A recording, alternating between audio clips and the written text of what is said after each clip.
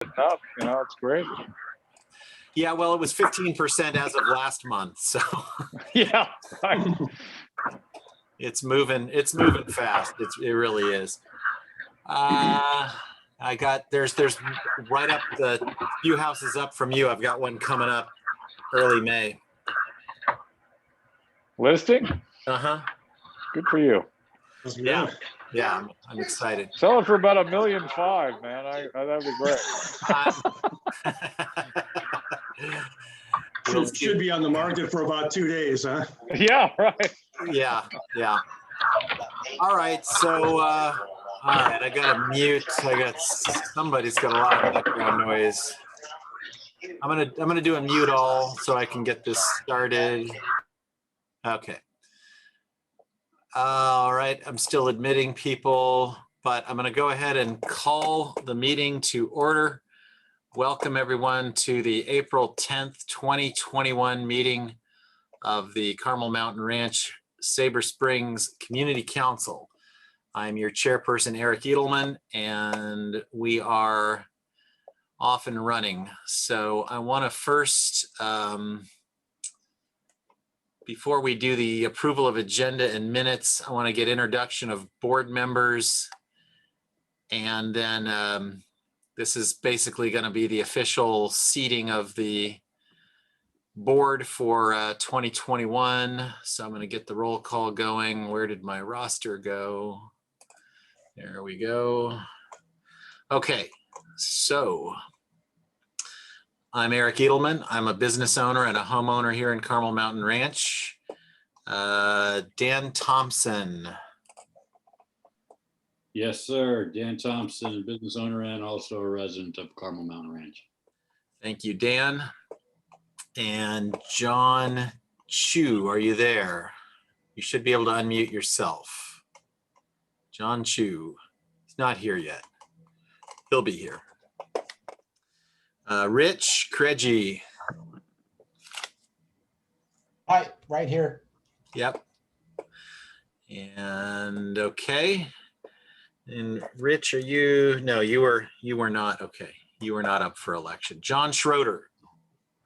Yeah, John Schroeder, homeowner in Carmel Mountain Ranch. And John was reelected last month. Mark Clark, are you with us? Yes, I am. All right, awesome. And you are a homeowner here in Carmel Mountain Ranch, correct? Yes, I am.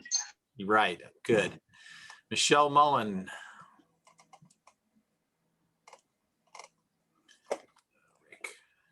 Michelle Mullen. I don't see her name.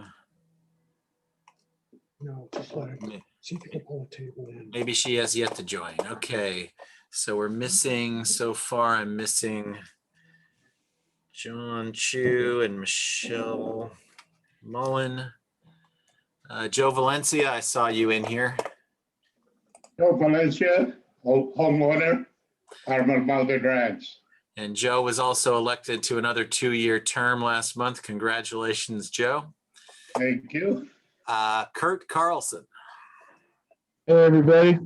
Kurt Carlson, homeowner. All right. Welcome. Thank you. Majid Masharian.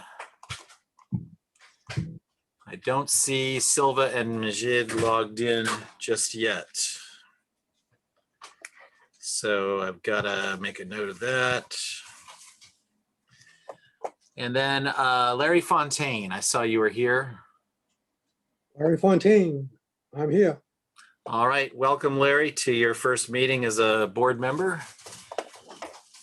Dustin Leal was elected last month and is not able to be with us tonight. It's his birthday, had previous plans.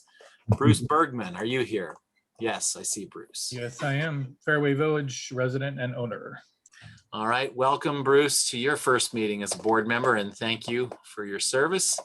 All right, so I'm missing a couple of people, but I'm watching the waiting room in case they show up. I'm hoping I'm hoping everybody shows up, but I need John Chu. If any of the other board members have John, might want to ping John on the email just to make sure he hasn't forgotten. He will be important in our discussion later, I think. Okay, so where does that leave us?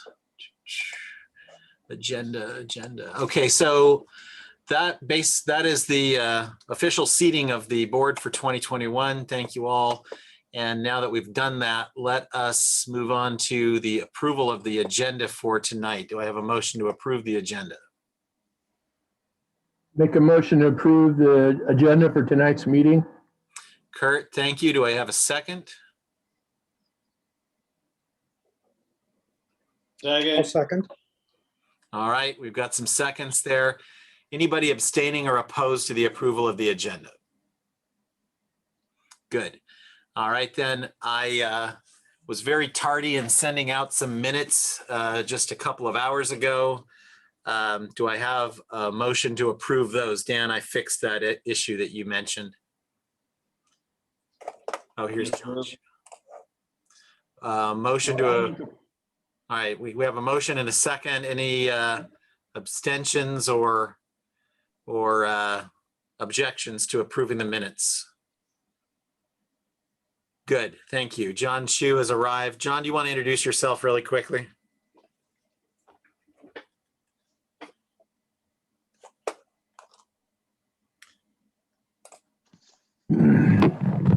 John Chu?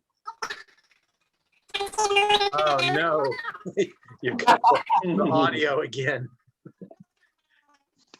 We haven't had the chipmunk audio for a while, but there it is again. I'm not sure what that is. John Chu is a homeowner here in Carmel Mountain Ranch, and he might have to jump out and jump back in. All right, cool. What was that? Somebody, okay. All right, so let's move on to non-agenda public comment.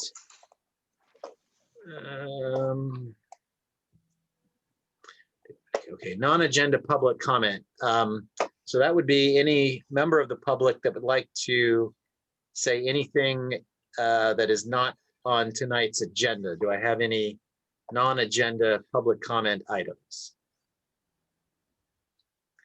Potholes. Yes, we'll get, that'll be, you can address, Simon, you can address that one to the city council person's rep when it's his turn, which will be very shortly. Okay, I don't think we have any non-agenda public comment, so I'm going to move on to our neighborhood police report. And I did see Officer Dratt was here, so feel free to jump in, Officer Dratt. Hi, good evening. Just little updates there. Again,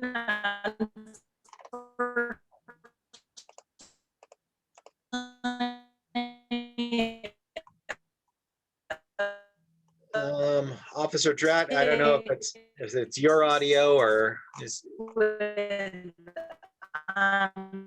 stolen It's her audio, and, her internet connection. vehicle burglaries. However, on the good side, there was a lead regarding 10 other cases. Better.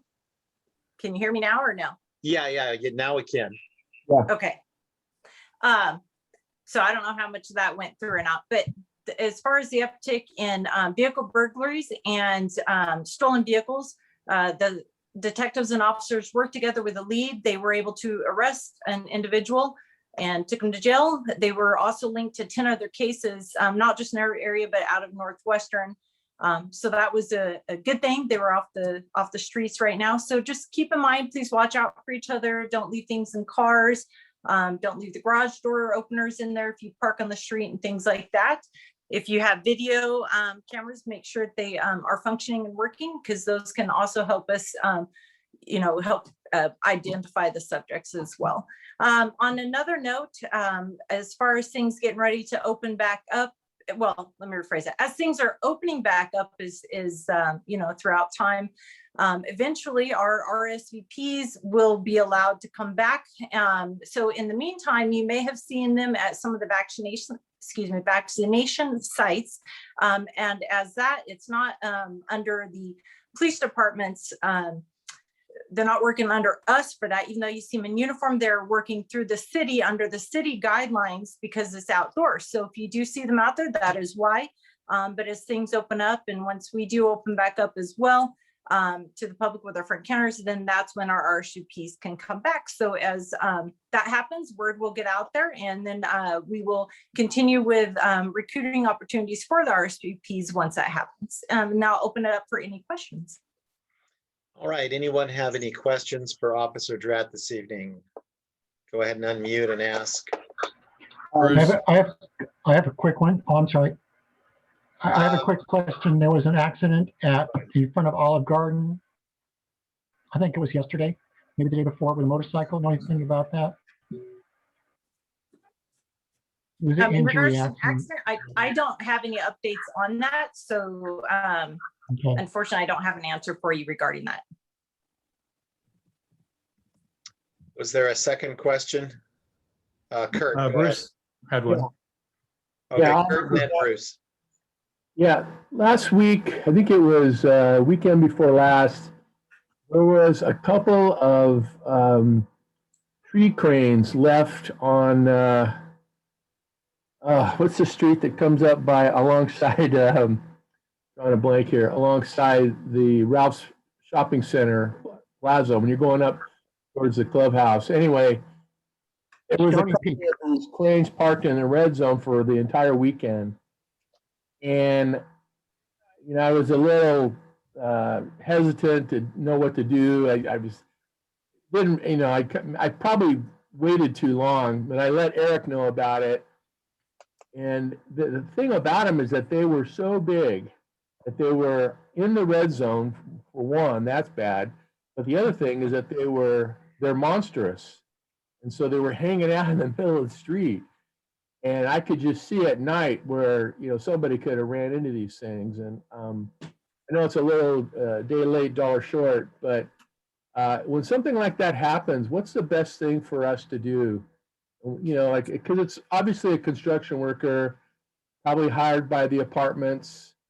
And, you know, we need to, how would it be the best way to handle something like that? Yeah, for something like that, I would call into the non-emergency number so that way officers could be dispatched. And it may take some time, but again, if they're going to be parked there for a long time, that way officers can go out and evaluate the scenario. Because you're right, they shouldn't just be parked in a red zone under those circumstances, unless it was something that would have, you know, I can't imagine that happen, you know, so I don't know, didn't hear about it, but definitely in the future, if it's something that's an oversized thing causing, you know, it's hard to see, and it should be evaluated, definitely call into the non-emergency number for that one. If you leave me your email, I'll send you a photo of it. Well, after the fact, we can't cite for it. No, just I wanted to just show you what it looked like. Oh, gotcha. That's all. Okay, Bruce, did you have a question? Yeah, I was just curious if the person you apprehended was responsible or perhaps responsible for the uptick in catalytic converters that have been ripped off lately. So offhand, I'm going to say no, they are not the ones. And actually, that's been a few different. I believe it's been a few different individuals, because as we see it, it's all up and down.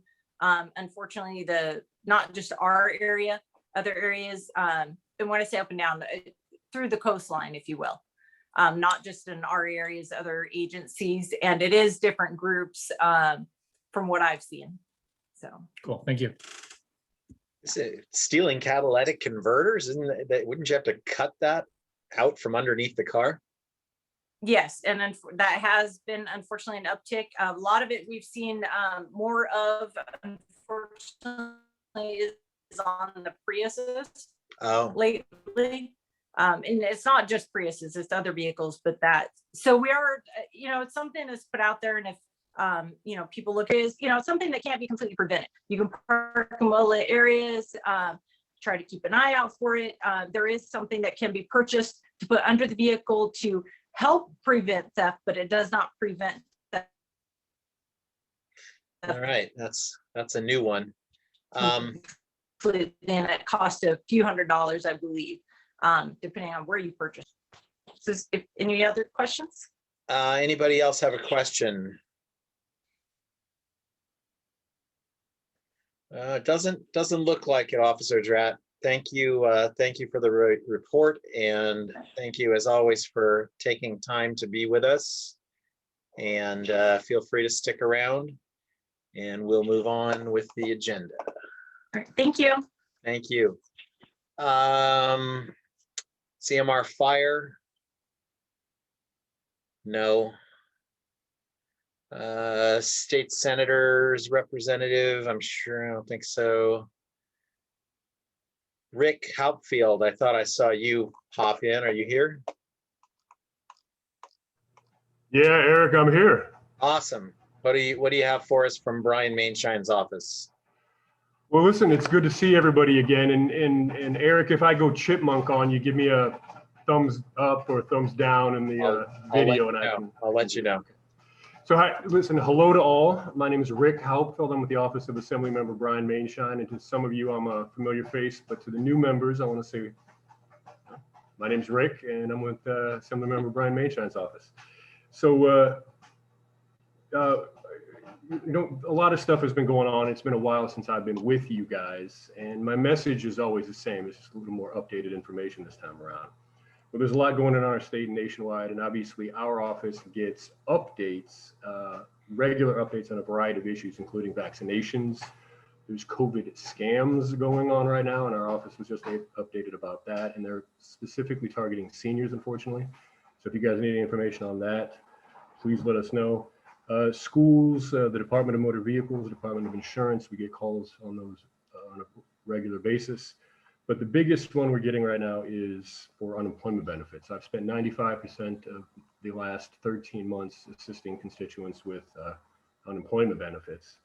And now that the American Rescue Plan has passed, there's going to be more funding available for small businesses, nonprofits, and our office will have information on that. The state, the city, and school districts will be getting funding through the American Rescue Plan, the stimulus checks, and of course, unemployment insurance benefit extensions. Again, that's what I've been concentrating my efforts on for a long time now. There is, you know, oftentimes when I'm with you guys, I want to highlight a piece of legislation that Brian has authored. And this year, Brian has authored AB 114. And this is the Rare Disease Sequencing for Critically Ill Infants Act. And what it would allow for rapid whole genome sequencing to be more accessible to a broader range of patients, essentially. So some of the information regarding AB 114, it is the expansion of Project Baby was last year, and there was a pilot project. So during that pilot project in 2020, there was 178 infants sequenced.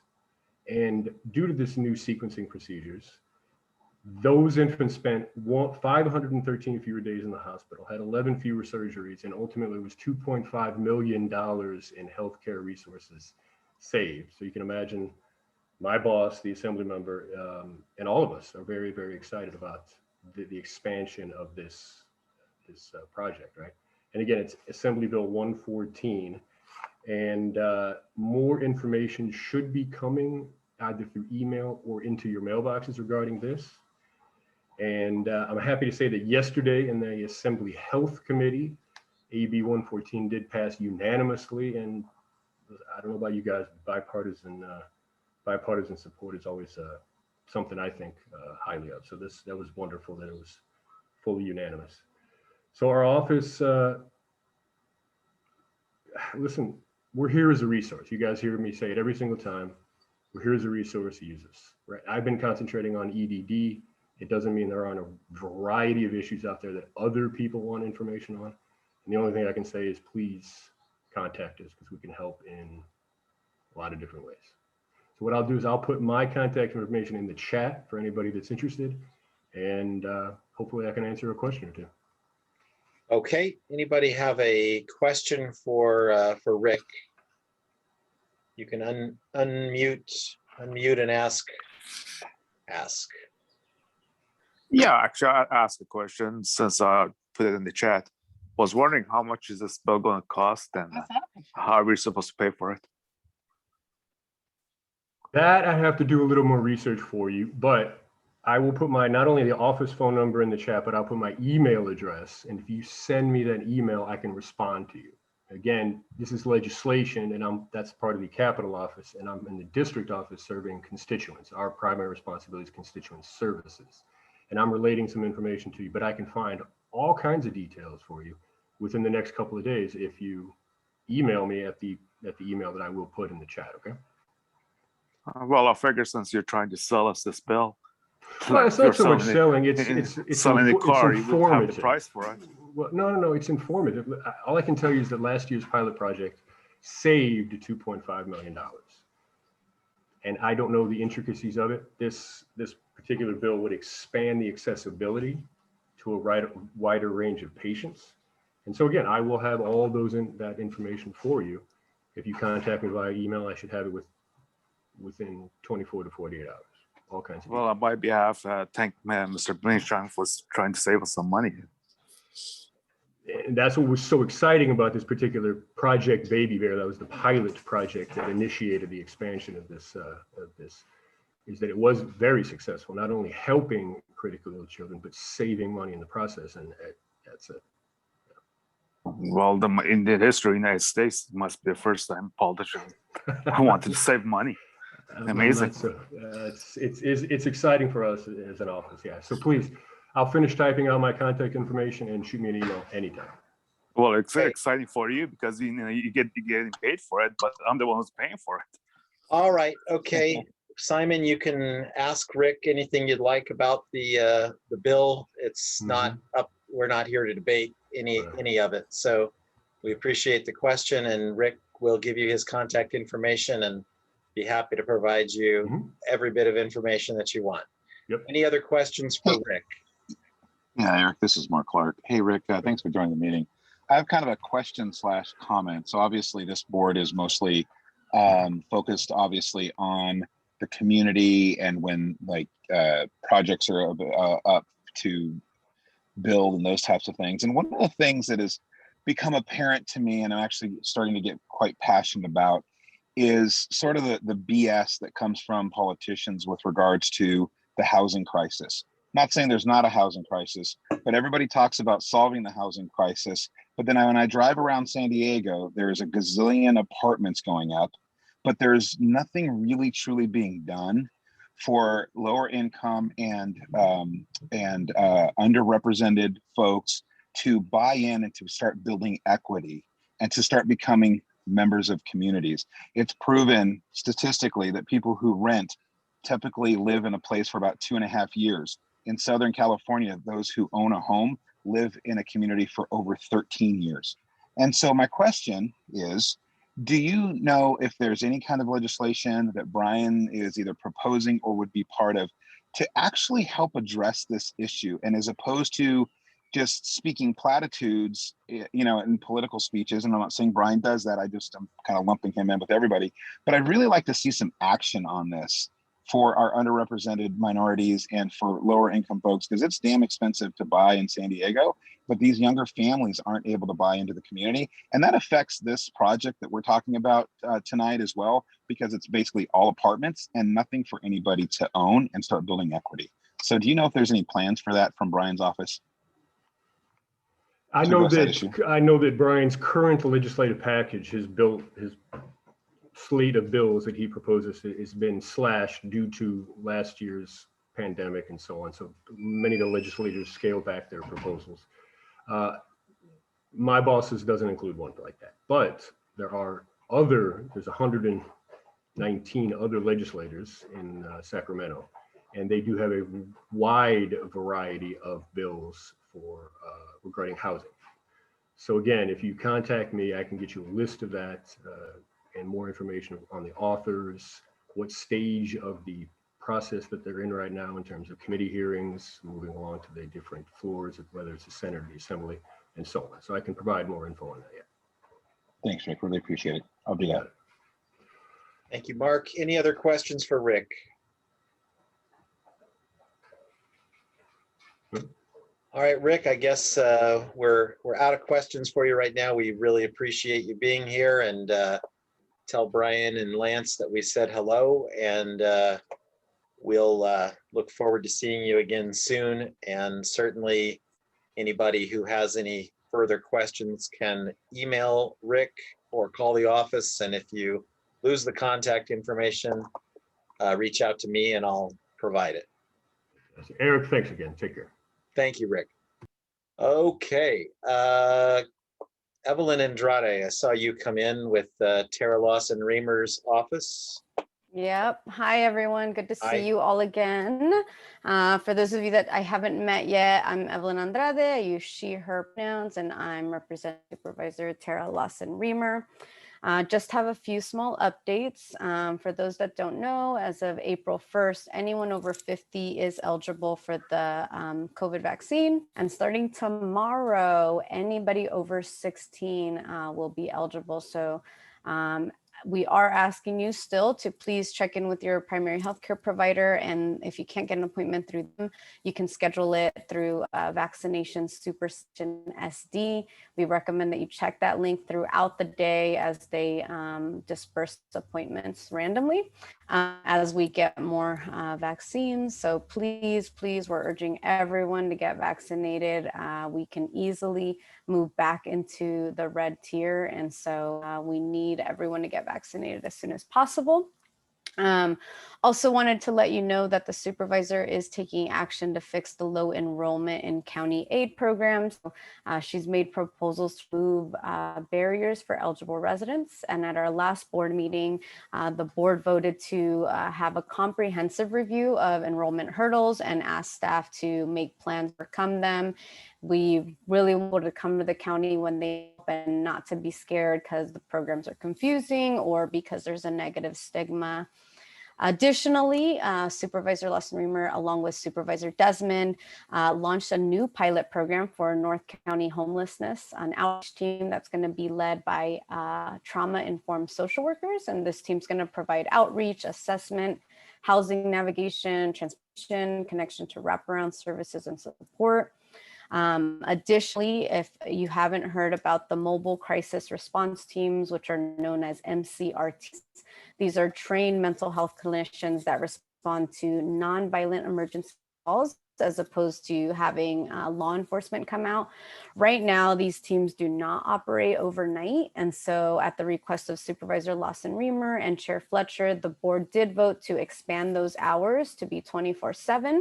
So that way we can help anyone who's having a mental health emergency. The goal is to have these response teams operate across the county 24/7. So we're really excited to be launching this pilot in North County.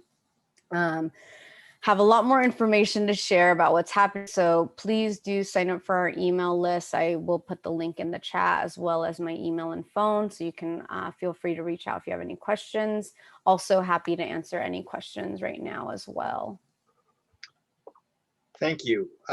Anybody have any questions for Evelyn with Tara Lawson Reamer's office? I'll ask a question again. Considering that all the surplus we have with the county budget, any chance of spending some of that money on the infrastructure, especially the road and the potholes? Yeah, so I don't know that we have a surplus. We're still kind of figuring out where the budget's going to be. We know that it's not going to be as bad as we expected, and we're grateful for that. If there's any specific roads that you want us to look at, please do reach out. You can also send me your contact information and in the chat, and I'm happy to have someone from my team reach out or connect you with staff.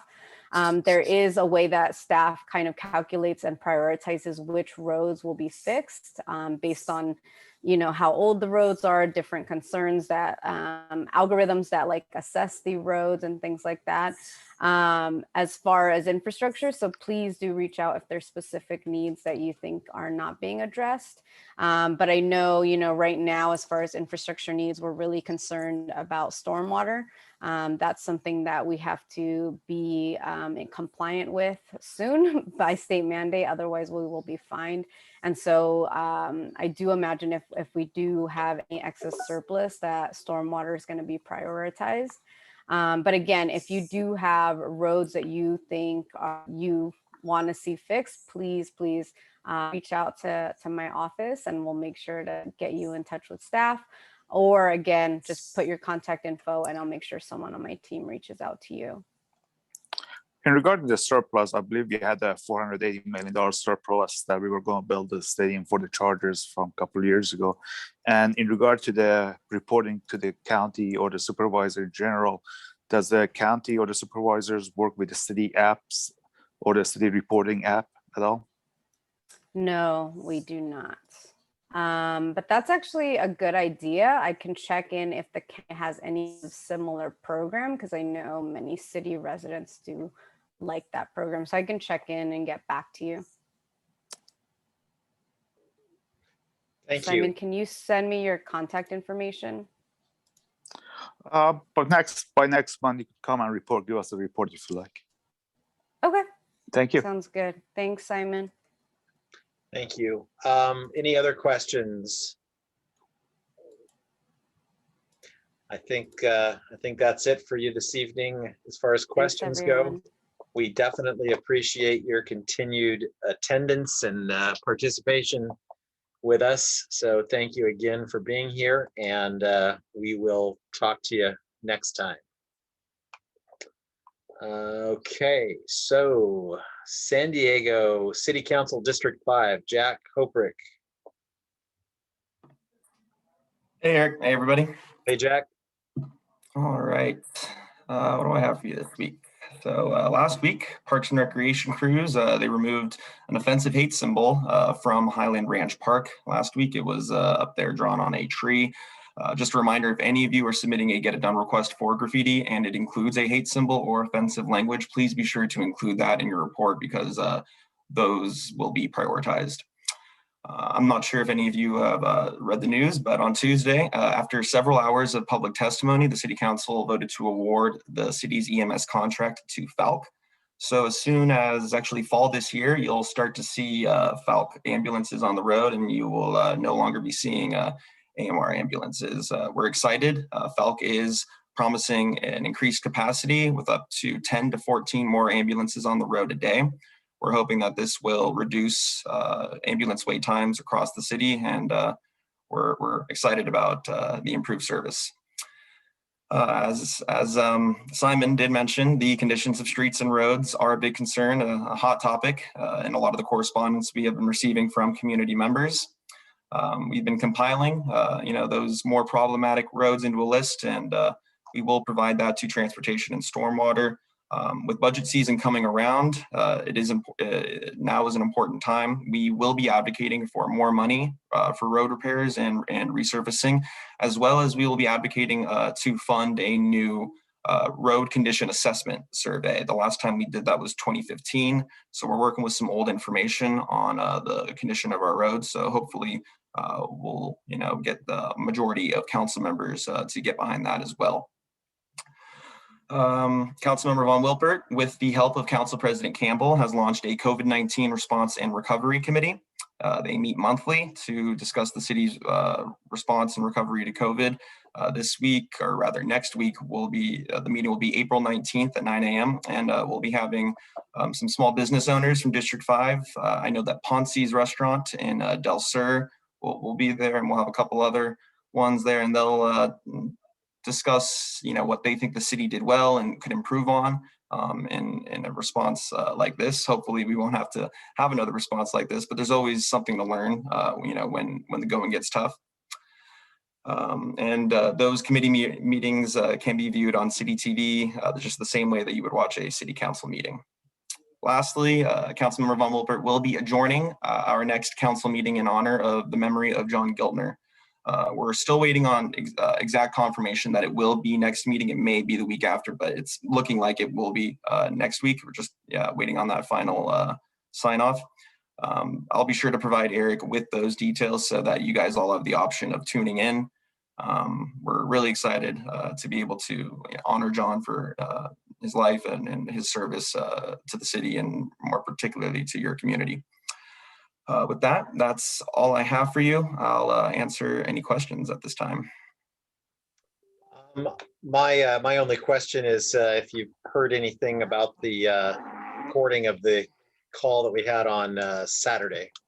Yeah, actually, spoke with Michaela in the mayor's office, who works with Stephanie, and she said that it should have been posted today. So I'll reach back out to her. Maybe we can get an answer by that while I'm still at the meeting. But yeah, if not today, then it should be by Friday that it should be out. I'll be sure to send it your way, Eric.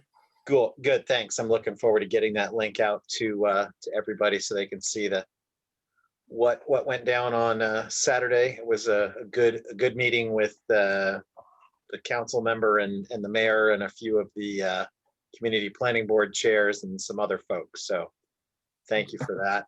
Eric, I'm not kidding. I'm not kidding. Stephanie just emailed me the link for the recording. Oh, just this second. Just this moment. Yeah. Nice. Okay. Well, I wonder. Let me check and see if she didn't show up in my inbox yet. So I guess you probably get it before I do. That's all right. Cool. I'll Well, yeah, go ahead and share that with the chat right now, and then I'll also send it to you in an email. Oh, good. Yeah. The link. I gotcha. Good. And well, before I ask if Stephanie's here, I guess Mark is asking what project is right now on Rancho Carmel Drive south of Ted Williams. I don't know anything about that. Do you know anything about that, Jack? Ted Williams. I know that there is a project off of Rancho Penasquitos Boulevard. Rancho I guess that would be technically south of Ted Williams. So that there is a condominium. It goes from Evening Creek along Rancho Carmel all the way down to Poway Road. It's along where Zen Bistro is and the transit center. It starts there and it goes all the way down to Poway Road. Oh, on Rancho Carmel. Yeah. Right. Yeah, I don't know. And is this construction, or is it grading and boring going on right now? No, they seem to be digging a trench the entire length of Rancho Carmel Drive. Oh. Rick Smith says he thinks it's an SDG&E gas line. If we haven't heard about it, that's likely what it is. Usually we don't get notified of their work the same way we do of city departments. So thank you for bringing that up, though. I'll be sure to look into that. Thank you. And then any plans to bring recycled water pipes from Poway to CMR? I'm assuming we don't have any of that in the works. No, the only thing I know about in terms of change in the water, any plans we have for water, is the Pure Water project. I do not know if that would involve any kind of cooperation with Poway that would,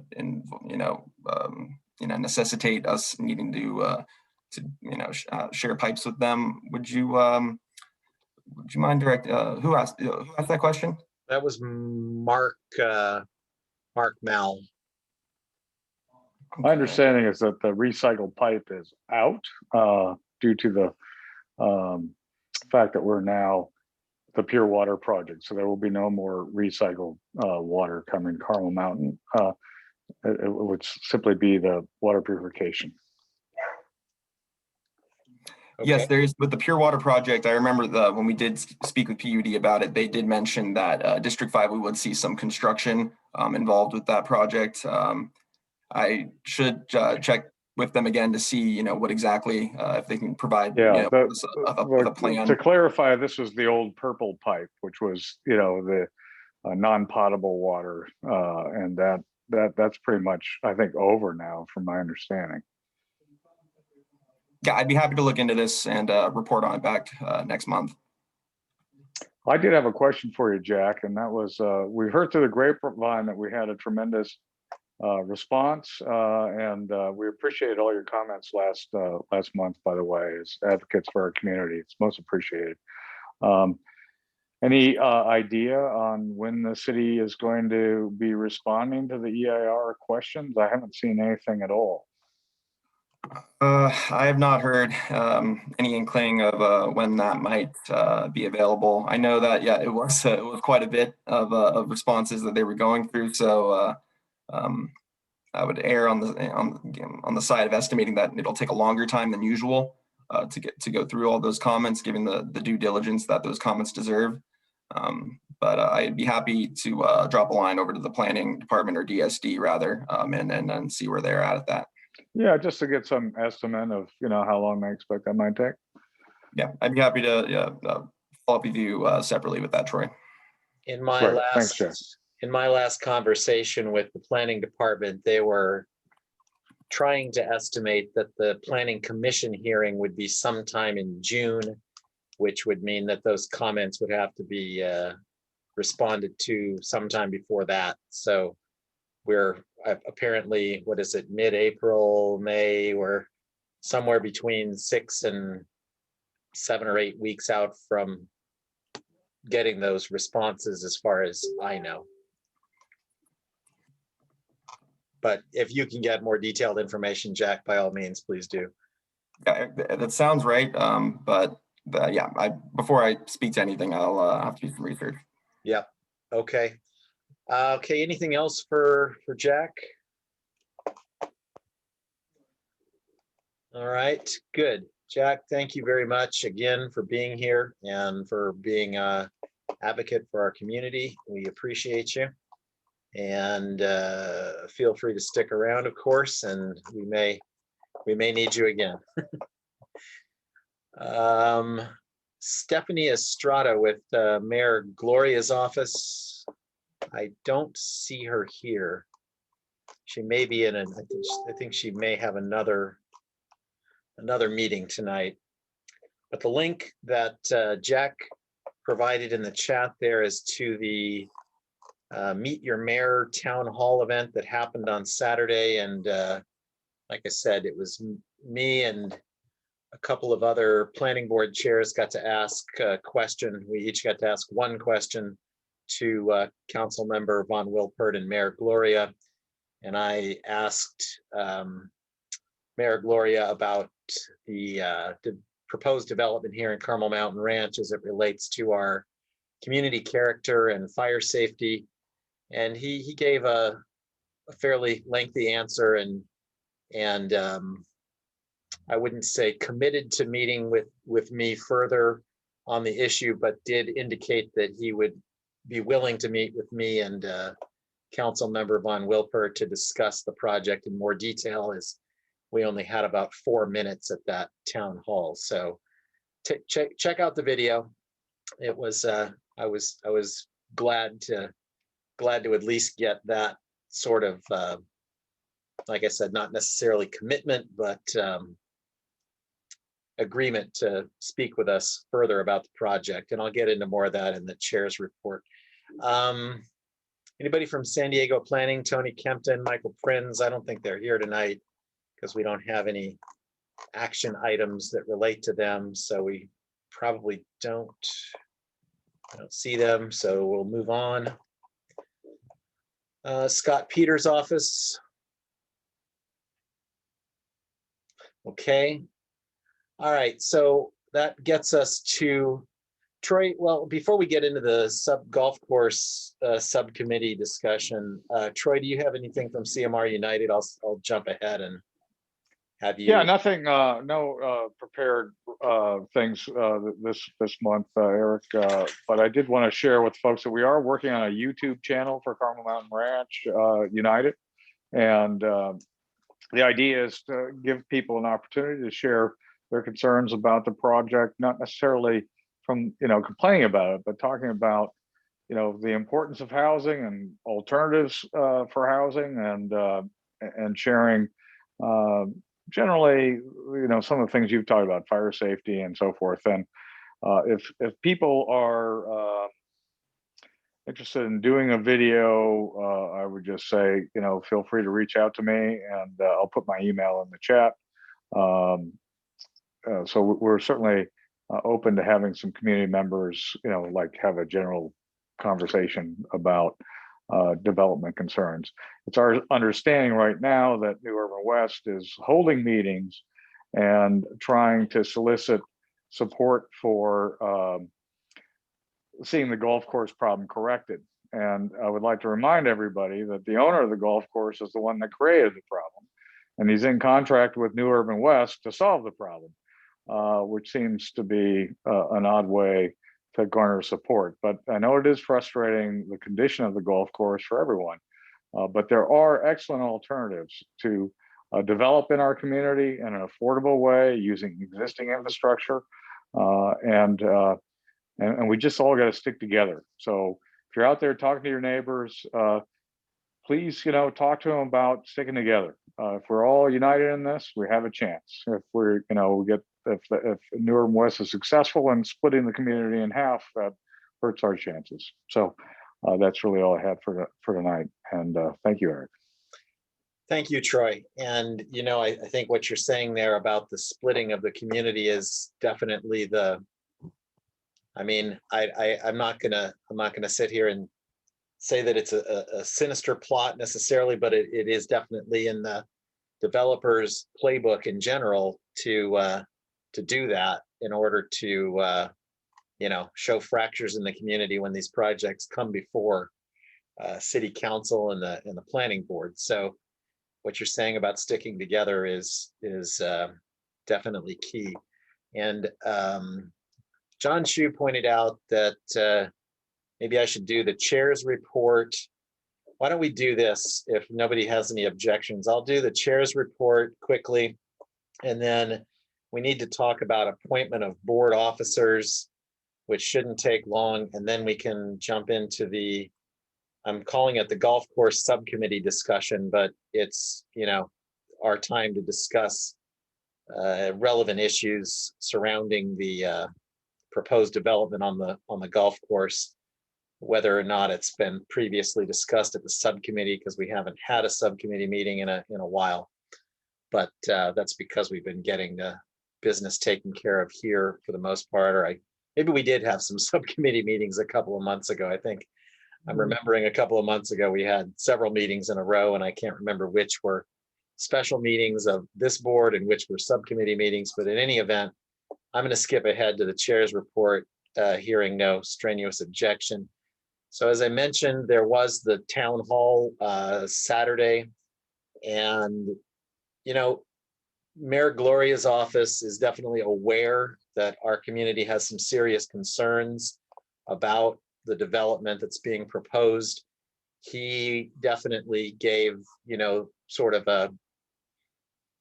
an answer that I would have expected him to give in terms of, every community's got to take its share of new development and so on and so forth. But we did not get into too many details. And I think that's, where we can maybe get some traction is when I and others can get into details specifically with him and our city council person. But primarily what I wanted to bring up in the chair's report is at the last community planners meeting, and for those of you that don't know, once a month there's a meeting of all the planning board chair people, myself and the 40 some other community planning board chairs around the city. We meet, and we used to meet downtown, and of course we've been meeting on Zoom, which for me is frankly better because I don't have to drive downtown for it. But in any event, Councilman Joe LaCava, who used to be the chairman of the planners committee and a community planning board chairman himself, now a city councilman, he's undertaking as I understand it, basically a rewrite and overhaul of Council Policy 600-24 as it relates to community planning groups. And so this is something that's been blowing in the wind for a long time, but something that we should all be aware of and paying more attention to as it relates to community planning groups, because there was a large grand jury investigation that came out with a report that was fairly negative toward community planning groups in terms of criticizing our lack of diversity, lack of organization, lack of accountability. And essentially I was a bit irritated by that report, because the planning department is supposed to be giving us support, and basically I think they're either overworked, understaffed, underfunded, or all three of the above, and we don't get a ton of support from the city planning department. So a lot of times record keeping, these sorts of things fall into disrepair, and it leads to criticism by things like this grand jury report. Anyway, Council member LaCava is working on this, and there's a range of options that the city is going to be considering. And it ranges all the way from making community planning groups more of an official part of the city, which would mean that all of us have to be, I don't know, fingerprinted or some, there's a lot of more requirements that would come with that. And I think that in general, that is not the preferred method. But on the other side of it, the city would essentially, the option for the city would be to essentially cut us loose and just let us operate as individual groups without any oversight. That way they're not responsible for us. And of course, that would also be bad. So it's change has been blowing in the wind for a long time as it relates to planning groups like this one. And as we've experienced firsthand, our recommendations are generally not heeded by the Planning Commission and City Council per se. And I think that we are basically in the eyes of the planning department and the eyes of the city government in general seen as more of a obstacle toward development than a partner with the city as we are supposed to be. So there was a lot of discussion about that at the last CPC meeting. And I will start forwarding the links to those meetings as they come in to remind people, because again, these are public meetings. I go as a representative of this planning group, and any of my fellow board members could attend the meeting as a rep or just as a citizen, as could all of you. So it's yet another meeting to attend. But I think when you attend the CPC meeting, you get a very broad overview of what's happening across the city and possibly a little more perspective on what's being proposed here in Carmel Mountain Ranch. And I guess having that perspective isn't necessarily going to make you feel good about what's been proposed and its chances for success at the city council level. But in any event, that's what's been happening. And I'd be happy to answer any questions that anybody might have about that in particular. And if I don't know the answer, I'll get it for you. But that's it from the chair's report for this evening. Questions?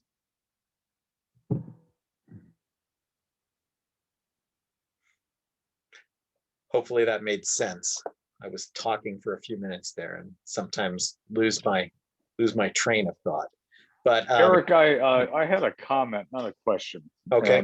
And I think for the purpose of the folks here, you need to understand that CPGs, community planning groups, date back in the city of San Diego to the 1960s. And the whole purpose of a community planning group was to provide input of the citizens of the city via the community planning groups to what they liked and didn't like and what was important. Silencing of the city of community planning groups, in my opinion, is a travesty. Yes. So what we now have is a city that dictates to its citizens what we're going to do. We're going to build wherever we want. We're going to partner with developers, and we're not going to listen to the citizens. And that is totally wrong, in my opinion. And respectfully, Eric, you've done a great job. You've worked very hard. All the members of this board have worked very hard. And there's hundreds and hundreds and hundreds of volunteers in the city of San Diego. And we are, in a state of affairs that is troubling to me. I mean, whatever happened to the government for the people, by the people? This is just the opposite. It's the government dictating to its citizens, this is what we're going to do. And silencing of the community planning groups is wrong.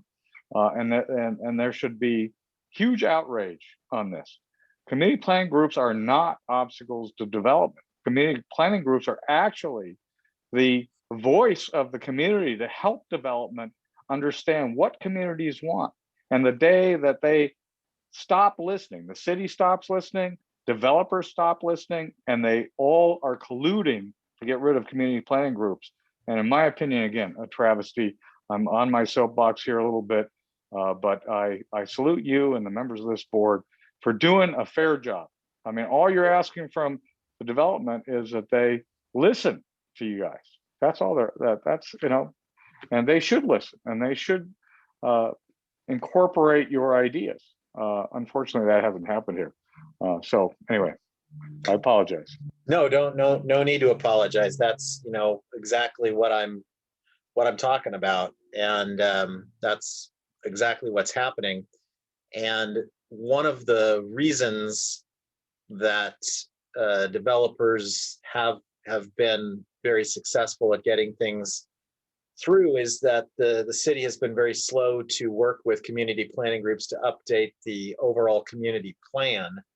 And that is actually something that I want to talk about during the golf course subcommittee discussion. So I won't go any further into that right this minute. But our community plan in Carmel Mountain Ranch is 35 years old, something along those lines. And it's never been updated. When it gets updated is when the city approves a project like the Alante building, they make an amendment to our community plan. When and if they approve the trails project, that requires a community plan amendment.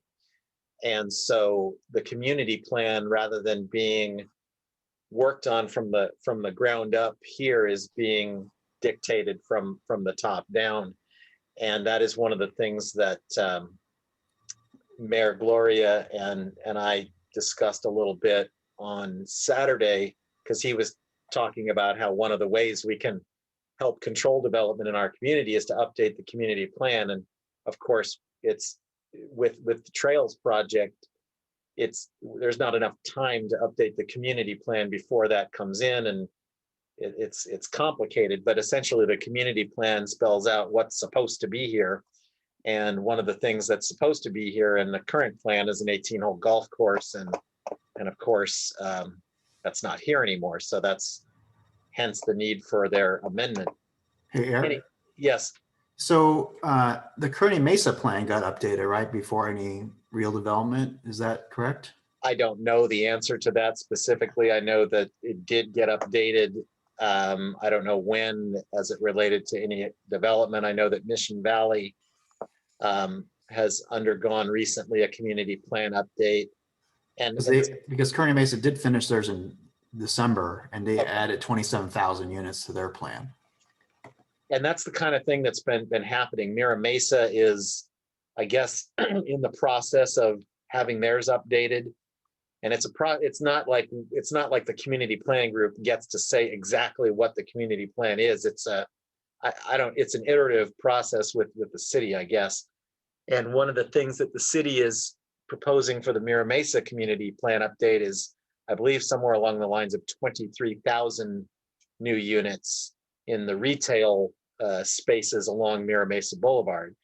So when the city does come in and start to update your community plan, they could start to propose a lot more development than what we're currently seeing. So it's a concern. It's something that this group needs to get a handle on and work with the city on to try and get ahead of the curve, so to speak. I mean, we're not going to do anything with the community plan as it relates to the trails. That process is underway, but in years to come, it's going to be important that our plan does get updated. And I guess the city has a list and an order that they're supposed to be going in or something, and somehow they just never get to us. But anyway, it's something that we need to work with the city and get a handle on as soon as possible. Not like we don't have enough to do already, but it's important. So I guess because we're already talking about that, we might as well just launch into the golf course subcommittee discussion, and then we'll talk about board officers last before we adjourn. So we voted, of course, last month 13-0 to to deny the project as it's proposed, the trails. And along with that, I wanted to submit, Kurt had suggested resubmitting our July, the letter that we submitted, the 9-page document we submitted last July, get resubmitted. And I knew that you, John Chu, had massaged that document into something a little more digestible. So I asked you for it, and I was going to send it along with our recommendation. But then John Schroeder pointed out to me that your version of that document has more units than we had voted to put into the previous document. So I wanted to sort of talk about that because basically we need to get something to the city before the Planning Commission hearing, and that's probably going to be mid-June. So we all need to get on the same page about what this group is going to say would be a quote unquote acceptable number. 200 to 250, I believe, was the number that we put into the I'm sorry, I'm getting distracted by chat messages popping up. That was the number we put into the July 15th, 2020 document. And so, John, if you wouldn't mind, I guess, talking about that and where you came up with your number of, what was it, 500 or? Yeah, can I share my screen here? Yeah, I'll co-host you. Because I don't want to submit anything to the city that we haven't approved. Where did you go, John? I'm sorry, it's been a long day and I look at the screen and everything's just kind of swimming. Here you go.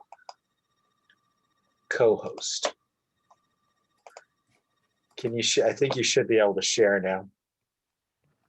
Yes. All right, so back when I was massaging this letter, and this is the letter itself, I started adding backup data and actually doing some calculations and math related to that. So, you know, referencing our EIR, our community plan that existed. And then down here in Appendix B is where I did some analysis on other golf courses. I excluded the Mission Valley one because it has transit, but it's actually substantially higher than anything here. And as just a,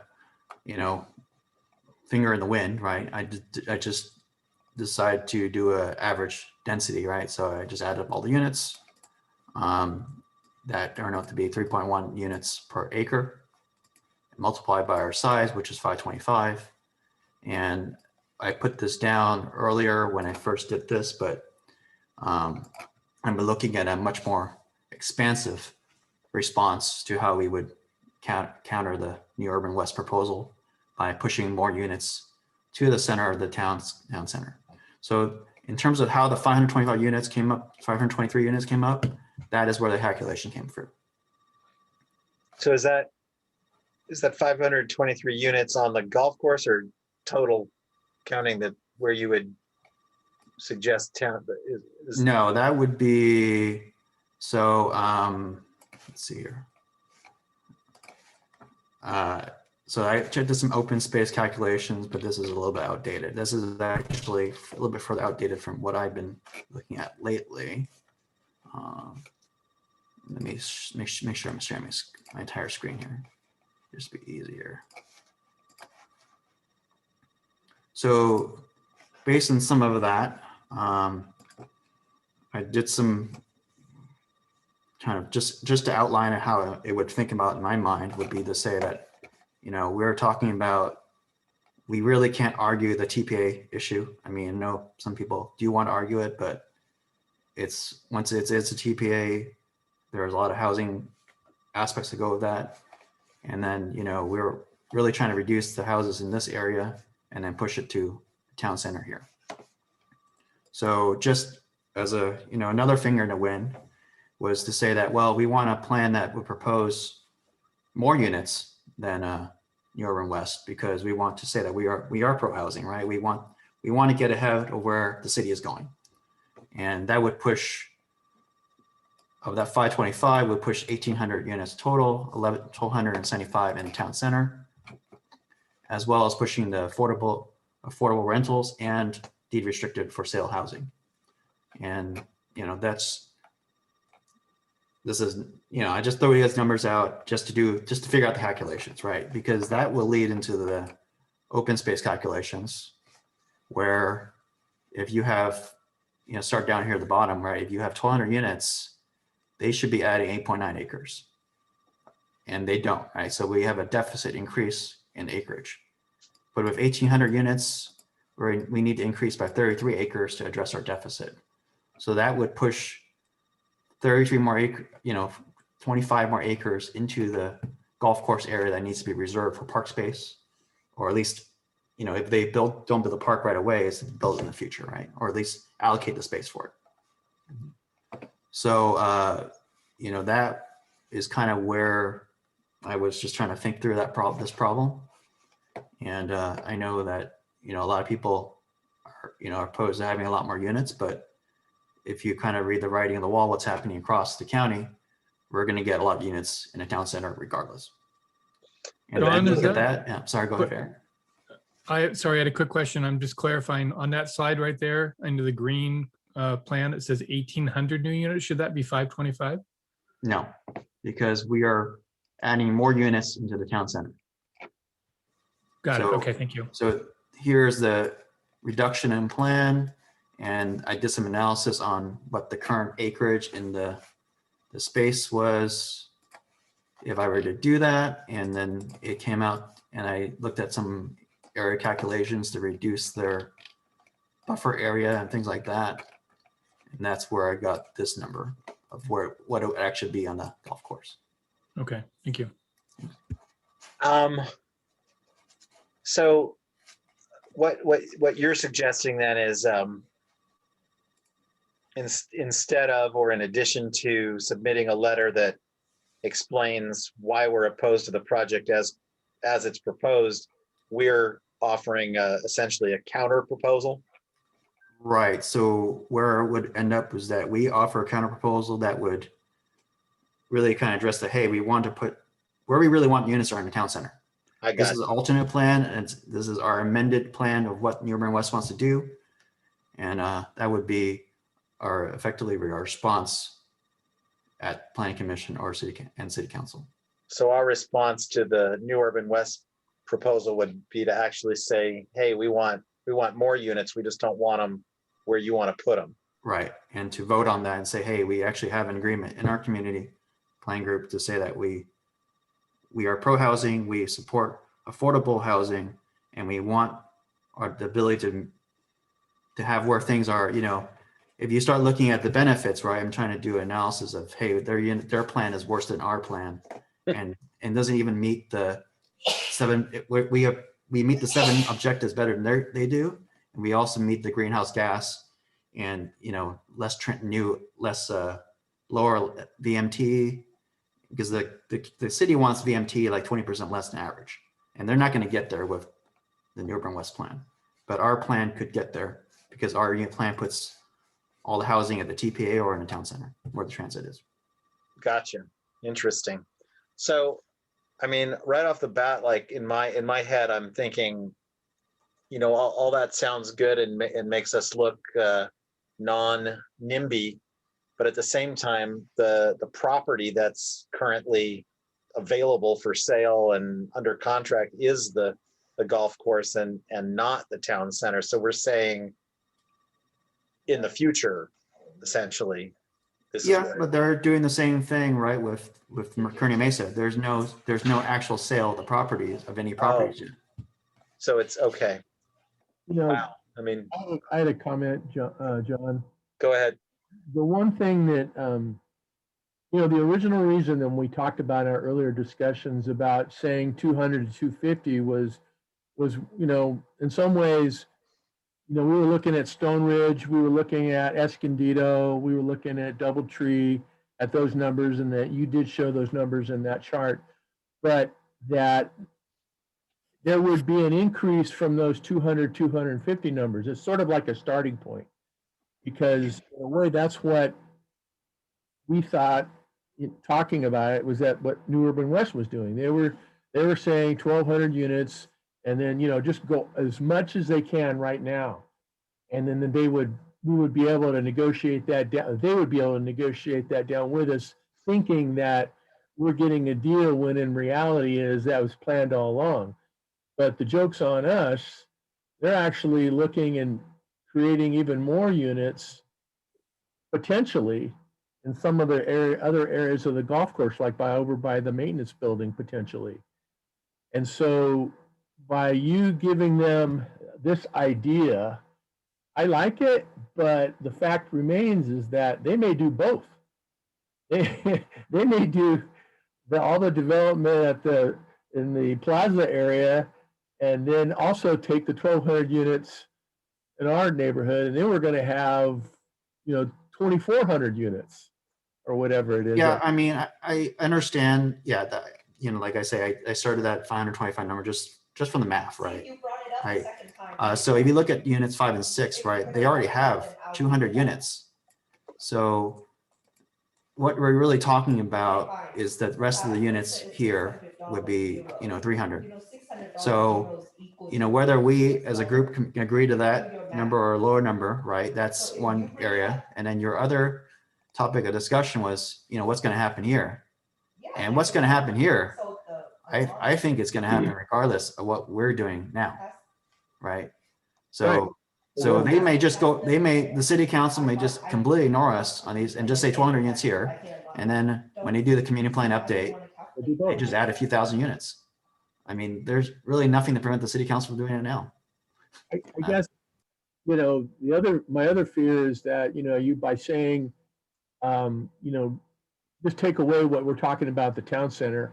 And if you come back and say 500 and something units, then what they'll do is take the middle ground between 500 and 1,200, which, you know, then you're at 900, right? So you're not really, it's still. Yeah, I mean, I get what you're saying from a negotiating tactics standpoint. We, you know, one alternative is we reduce that number of units here, and then update, you know, whatever our response is to balance that out in the. Let me just jump in real quick and let people know. I see some hands going up, and we'll get to you.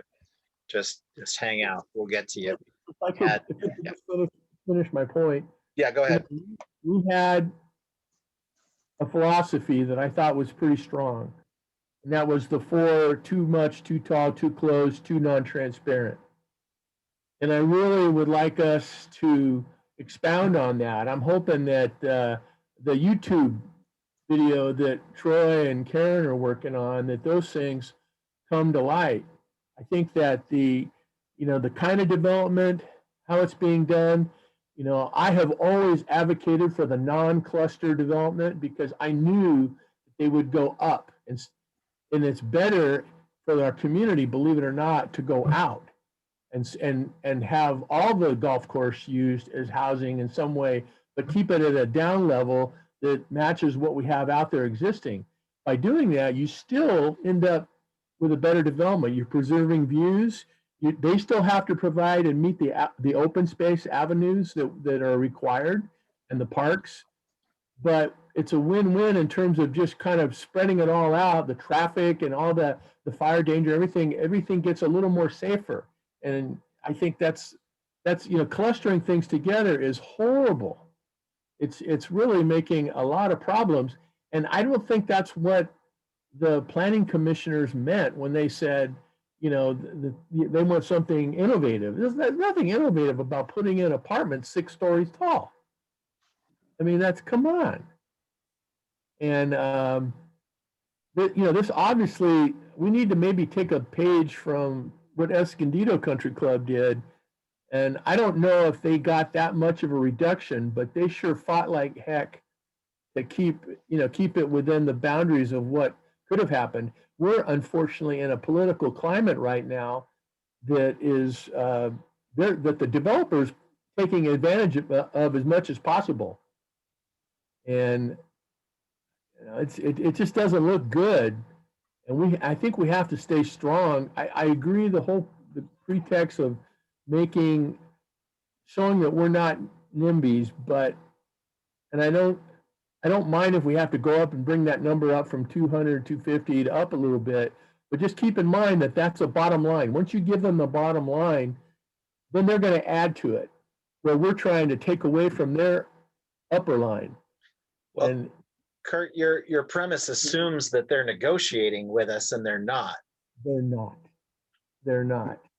But if a miracle happens and we get the opportunity to negotiate, we need to be in a position to do that. Yeah. And if we don't leave if we paint ourselves in a corner, I want to be the one to say, hey, you know, we don't want to, I want to at least say it so that I know that I said it and not just think it and not say it. Yeah. So like I mentioned earlier, right, this was a starting point for our analysis, right? It's not what we as a group have decided or anything like that, right? So obviously we have not decided, but so my point is, right, I think it's in our interest to not really touch these units here, right? So that by itself is 200. So what we put here is what we will have to figure out what we think is the right number in this area. And then this is going to happen regardless of what we do in the town center, right? They're going to decide how many units they're going to put in some point in the future. Hey, John, let me ask you a question. Back to your first table that you showed us, the 523 units. Now, is that a number that you're thinking you would propose for the golf course property only, or does that include some town center space? Like I said, I've been thinking through this a little bit, right? I'm not completely done. I just said, well, if I have 1,800 units, just as a number out there, well, I would have 525 on the golf course because that is just from the rough averages, right? Well, 200 of those units are going to be in 5 and 6.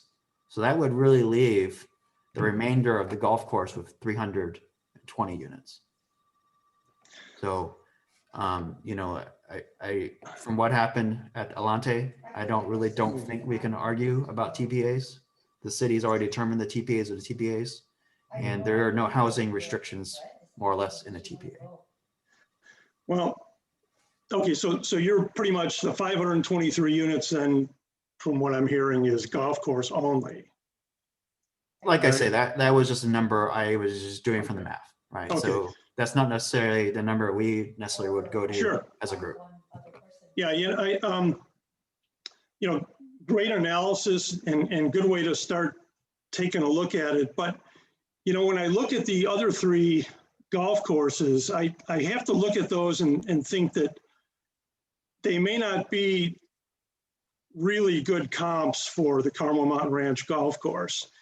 And the reason I say that is, you know, for people who aren't golfers or familiar with how golf courses are laid out, you know, a hole, basically you tee off down here, you start down here, and you hit the ball down the skinny strip of grass on the hole, and you finally put it in the hole at the other end.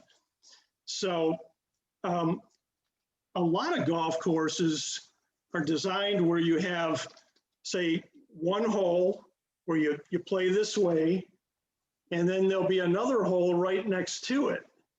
And sometimes there'll even be a third and a fourth hole. So those golf courses, once the golf course is gone, you've got a contiguous piece of property that's kind of like a rectangle or a square or something where you can build a small neighborhood with decent access and maybe some cul-de-sacs, something like that. Our golf course, the Carmel Mountain Ranch golf course, each hole is just a skinny strip of land with 1 and 2 story houses on either side of the Yeah, strip. I So did it's- not, yeah, I did not scale, I did not do any scaling on that, right? I did Right. note it here in the table that is not contiguous. Right. So, So it's a different animal. Yeah. And I don't disagree. I just, like I said, this is a starting point from analysis Right. because it was just the Okay. numbers, right? Okay. So So then to, I right. did look at like, oh, what the numbers look like if I were to do that, right? I just fix the numbers for a second, and it reduces almost every course except for 5 and 6 by a third, right? To 1/3 of the original. I guess what I'm saying is, you know, the math, you go through the math and you arrive at the 523. And I guess you're agreeing that that the Carmel Mountain course is not comparable. So I would almost view that 523 as a number that's not reasonable, and, you know, make an argument that it should be less than that. Now I don't disagree, right? So if if as a group, we come up with, if you guys figure out something, do your own numbers and do your own analysis and come up with the numbers, I have no problem having that discussion. Like I say, this was just a starting point from analysis. I needed to fix the number somewhere to do the rest of this analysis. And before we go back and forth anymore, I want to make sure that any other board member who had a comment would make it now. We're running up, you know, we're getting close to 8 o'clock. So I just want to be mindful of the time. And I also want to say that we're not going to settle this tonight. This is, as John has said several times, a starting point for discussion of what it is we bring to the, I mean, essentially we're trying to figure out what we bring to the Planning Commission when it happens in June, and City Council after that. So probably a good idea is going to be to schedule a subcommittee meeting yet this month to dig into this a little deeper, because obviously a lot of this board meeting is taken up with other things, where at a subcommittee meeting we can take our time more carefully. But are there any other board members who want to make a comment at this point in time? Okay. Yeah, I'll, Larry, go ahead, Larry. I'll make a comment. I mean, one of the main concerns that we have had since, you know, day one is, you know, fire evacuation, fire times. How do the residents get out of the area? So I think we need to certainly, you know, keep that in mind. You know, John, certainly, you know, the numbers look, you know, the numbers look, you know, promising on what, you know, what'll be on each hole, but that still doesn't change the fact that, you know, we'd be going from 1,200 to 1,800. So yes, we got to keep that in I mind. definitely understand that. And, you know, that's a lot of comments we wrote in the EIR. I don't think they quite adequately analyze what it is in the EIR, right?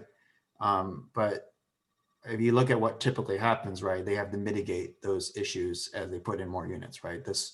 Sure. You know, at the end of the day, what we're trying to say is, hey, we want more units in the town center. We want you guys to plan for it, and all the infrastructure, everything like that should go along with it. But the point is that as you get more units in the town center, we have to allocate park space, and there's nowhere to put park space right now other than the golf course. So, you know, I'm willing to share all my data with people, or my spreadsheets and things like that I've worked on, and that might be a good point for some of you guys to, you know, run your own numbers and look at that. Yeah, I think that's helpful, and I mean,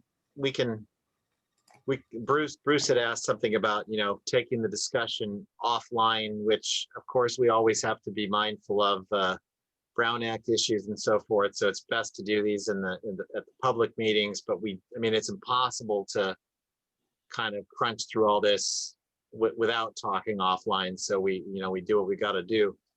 But the idea, the overarching theme of what John is talking about is attempting to get ahead of what's coming, right, John? I mean, am I correct in that? Right. So hey, when the city council says, hey, we want to dump thousands of units in here, we should be asking, where's our park space going to come from? And we're going to say we don't have any because all of it's been allocated to housing, right? With these 1,200 units. Right. Right. I like that idea in having that as a plan where we need to plan and need more open space for the coming majority of housing that's going to be added to town center. But how many units would that be? I mean, it might be even more than what you're showing. Yep. And Almost, it's entirely almost possible. certainly. Right? Yeah. I don't think it's, I think, we say, oh, we're going to say 1,100 units. And the city council is going to say, or the planning commission say, well, we can shove 8,000 units in there. But if they shove 8,000 units in there, they need to allocate for the park space.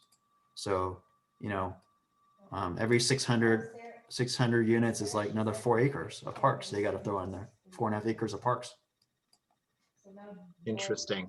Well, I mean, John, I mean, all of us absolutely appreciate the level of thought and effort that's gone into what you're doing here, because this is, I mean, it's way above my pay grade in terms of being able to even sort of, I wouldn't know where to start with what you're up to. I understand when I see you've done it and explain it, but I mean, it's really, really, I mean, to me, impressive work, and gives us a way to move forward with the discussion somewhat intelligently. So thank you for that, for sure. And I mean, there were, okay, Harold, just reading Harold's comment. John's proposal is good way to reframe our position, trying to bring attention. Well, everybody, I don't have to read that. Everybody can read what's in the chat. Yeah. Any other board comment on that at this time, realizing that we have a little piece of meeting still to get through?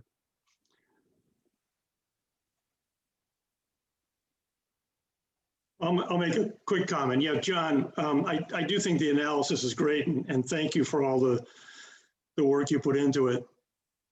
I'm thinking though that, the town center property, I mean, it's not even available. I'm just a little concerned with a proposal that from us that kind of mixes the two, the town center and the golf course, because unfortunately, the golf course only is going to be coming before the planning commission and the city council this year.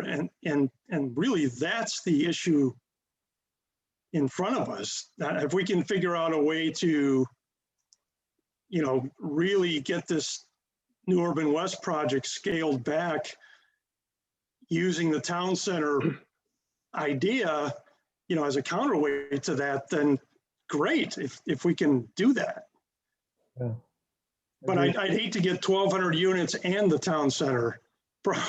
Well, we're advisory, in there, right? The planning commission could well do that regardless. I mean, if you look at what's happening, right? If you just look at the projects that are happening around in Mira Mesa and Kearney Mesa, Eric is saying they're planning 20,000 units along Mira Mesa Boulevard. That doesn't include the Three Roots project and the other project down there in the other part of Mira Mesa that's not along Mira Mesa Boulevard. So Mira Mesa may get 40,000 units by the time they're done. So yeah, the city planning commission can say 1,200 units here looks great. We're going to go ahead, and then they're going to still add 2,000 units to town center. There's nothing preventing them from do that. At the end of the day, we're an advisory group of zero power. Simon asks, is there any restriction or limit to the number of units that are to be built near MTA? The park allocation will be offset by public transit access to other parks. Is that?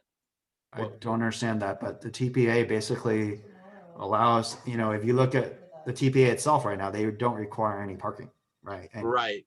And then if you look at what some of the legislation that might be coming to our people propose is they want to remove height restrictions within TPAs, whether in the city or the state, there is legislation proposed. Whether that passes or not, that's a different measure. But right. Yeah, So does the, I mean, number of units in the TPA, I think what he's asking is the fact that people can transport themselves to other parks, does that offset the requirement for parks here? I don't think that works that way because they look at it community by community. Right. Okay, well, look, let's sort of consider that we've cracked we've broken the egg open on this discussion here, and we need to continue it. So I'm going to get a notice out for a golf course subcommittee meeting, which we usually have. Well, traditionally we've done them on the I'm looking at the calendar. Can't really do it on the 4th Tuesday because that's the CPC meeting, and that's why I was missing the CPC meetings when I was doing when we had the subcommittee meetings at the library. Anyway, I'll email the group in the next day or so, and we'll find a good date for a golf course subcommittee meeting and dig into this further. And I mean, we've basically got, the rest of April and probably all of May to kind of get ourselves ready for what we want to show to the planning or the planning commission. So if that makes sense to everyone, we can maybe move on from this right now. Good. Okay. So the last thing that we really need to tackle here tonight is I was reappointed to another 2-year term, but we have to reappoint and re-elect the board officers. Chairperson, vice chair, secretary are the 3 major ones. We don't have a treasurer, we don't have a budget. So although the city actually does give us $500 a year to, I don't know what we're supposed to do with that, but anyway, so I guess in order to, we need to nominate a chairperson, and as the current chair, I can't motion for that. So if somebody wants to make a motion about, I motion to nominate you, Eric. I second. I had a feeling that was coming. All those in, well, is anybody opposed? Anybody opposed? No, just kidding, folks. I'll be fine. I'll be fine. I love it. Okay, so we'll assume then that I was unanimously reappointed. So that leaves us with, I've had some conversations with a couple of people, and at this date, I have not located a vice chair. I mean, and essentially the vice chair would potentially attend the CPC meeting in my absence if I couldn't be there, although any one of us could attend that CPC meeting as the representative from the group. And then we also need a secretary, which is something that John Schroeder mentioned he'd be willing to do, and that's just kind of to help me get the minutes together every month and any other stuff that might come up. So does anybody have either want to volunteer or make a motion for somebody to be the vice chair?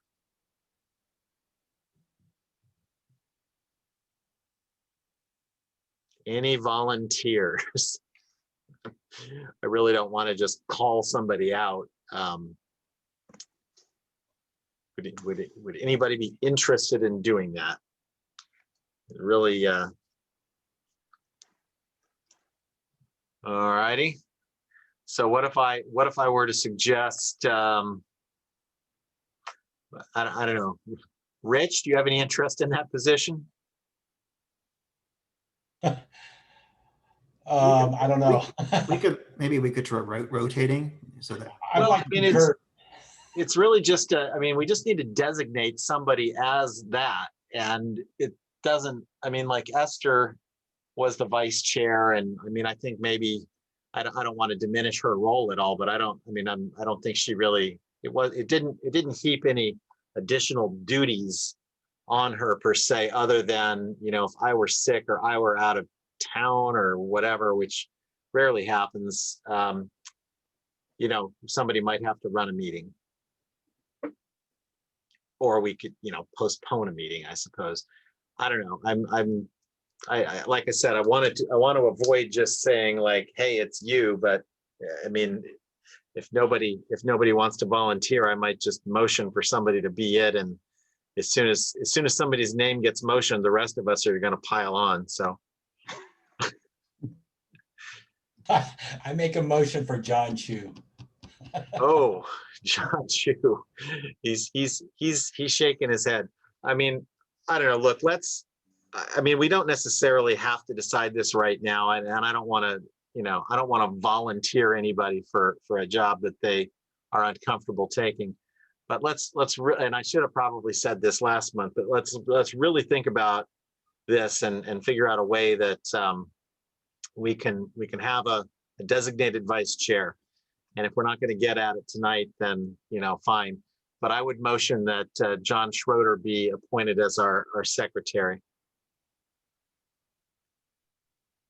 We have a second. Second. Second. Anybody? We'll just do it this way. Anybody opposed to that? Besides John. No. Good. All right. So John Schroeder, congratulations. You're unanimously appointed as the secretary to the Carmel Mountain Ranch Sabre Springs Community Council. Thank you for your service. You're welcome. Vice chair, I don't want to, but let's not beat a dead horse here, but we do have to figure out who I put on the list, and maybe we'll talk about it offline and come up with a viable solution. All right. Anybody have anything else? The guy with comes with free pizza or beer, Simon. No free pizza, no beer, unfortunately, unless you supply your own. So I mean, at this point, I've got nothing else. We're at the end of the agenda. It's after 8, so there's no opposition. We'll go ahead and adjourn. We'll arrange for a subcommittee meeting later this month, and I'll be emailing out to everybody to try and figure out I need to get the city a roster, and there has to be somebody's name under vice chair. So we'll figure that out. All right. Any objections to adjourning at this point? No. No. Good. All right. Well, consider us adjourned until next month, and I'll get some information out to everybody about the upcoming golf course subcommittee meeting when we can dig into this very weighty issue again. Thank you all for being here, and my hat thanks you as well. And we'll see you next time. All right. Good night, folks. Night.